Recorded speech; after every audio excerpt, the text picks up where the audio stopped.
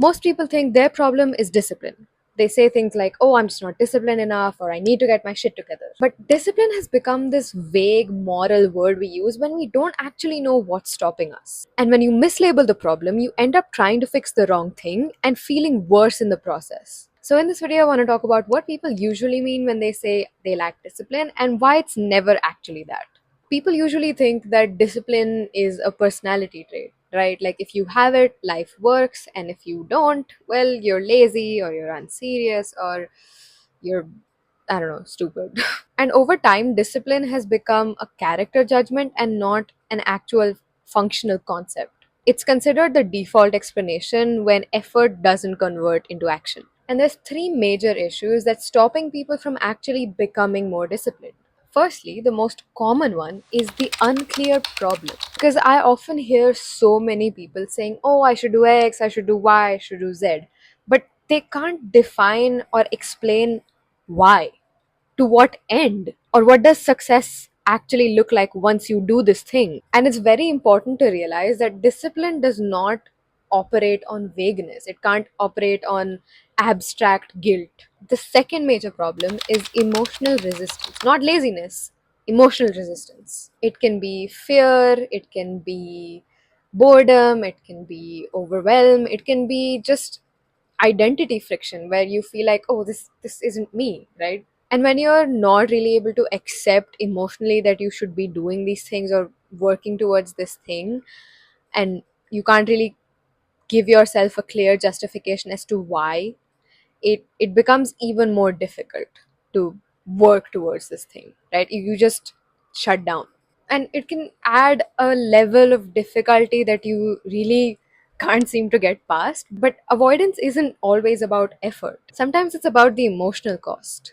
And lastly, context mismatch. And this could be in terms of the wrong environment, wrong expectations, wrong timing. And usually this manifests in one of two ways. Firstly, it's when you're trying to force routines that don't actually fit your life. Like, I'm a college going student. I do not have time whatsoever. I cannot expect myself to wake up at 5 a.m., go work out, still get like 3 hours of work before I go to college. I attend all my classes, and then I come back and I'm still working on all these things. Like, I create content as well, obviously. And it's a Friday today, it's 8 p.m., and this video is supposed to go up on Saturday by 6 p.m., and I'm sitting down to film it right now because I simply did not have the time in my schedule in the past week whatsoever. I had four graded assessments that I had to prepare for, and yeah, I just did not have the time. And if I were to try and force myself to follow the same routine and follow the same schedule every day, I would not get anything done. And even if I got something done, it would be so inefficient. It would not get me the results that I can actually. And secondly, maybe kind of similar to this, but when you're trying to copy someone else's system that worked for them and you're trying to fit that into your life, right? And we see that very commonly on social media where it's like, oh, this is my routine, this is what I do every single day. And it's so common, like the waking up at 5 a.m., going to the gym, meditating, journaling. Like, that's such a common thing that all of these big famous people do, but that's simply not realistic for literally everyone else.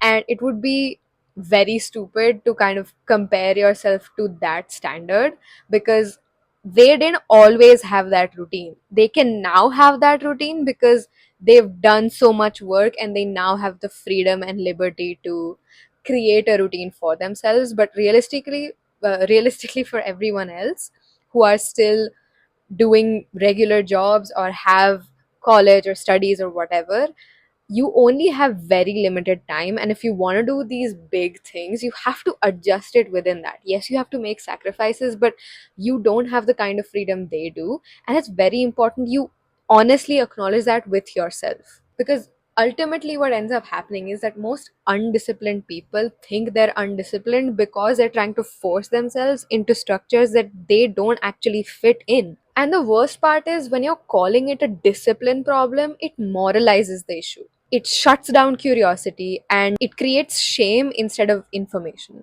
Because once you start calling it a discipline problem, you simply stop asking better questions. And what I mean by that is, before you ask, how do I be more disciplined? Ask, what exactly is making this hard? Is the problem unclear? Is there emotional friction that I'm ignoring? Is the context wrong? Ultimately, a lot of people don't need more discipline. They just need better definitions, more honesty about resistance, and just less self blame. Because once you stop treating discipline as this moral failure, like it's something that you failed at and you really can't improve on, it stops becoming this weapon that you turn on yourself, and it becomes a far more useful concept.